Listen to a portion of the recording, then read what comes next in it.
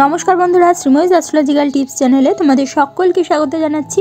আজকে আমি সংখ্যা জ্যোতিষে অশুভ বর্ষ নির্ধারণ কিভাবে আমরা করতে পারি নিজেরাই সেটা নিয়ে তোমাদেরকে জানাবো।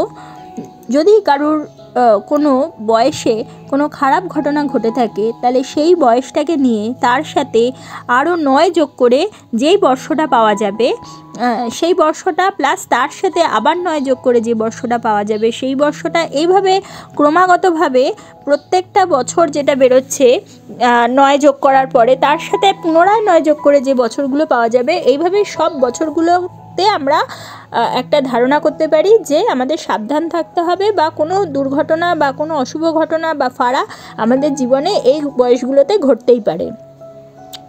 সেই কারণে আমরা 9কে কেন ধরা হয়েছে, কারণ আমাদের 9টি গ্রহ রয়েছে এবং একটি বয়স, প্রত্যেকটা বয়স একটা গ্রহকে নির্দেশ করে থাকে, এবং একটা বয়সের পরে পুনরায় সেই বয়সের গ্রহটা আসতে আমাদের 9টা গ্রহকে কিন্তু আমাদেরকে কভার করতে হবে, অর্থাৎ 9টা গ্রহের ওপর দিয়ে পাস করতে হবে। সেই কারণে আমাদের 9টা বছর যোগ করতে হয়।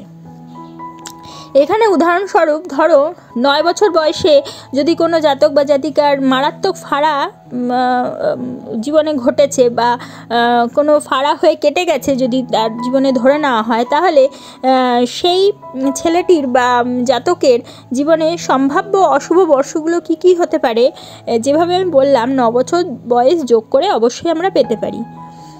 এবারে যে বয়সগুলোকে পেলাম সংখ্যা জ্যোতিষ মতে অশুভ বয়সগুলি এই জানার পর ছেলেটির কোষ্ঠী বা তোমার হস্তবিচার অবশ্যই করা প্রয়োজন আছে।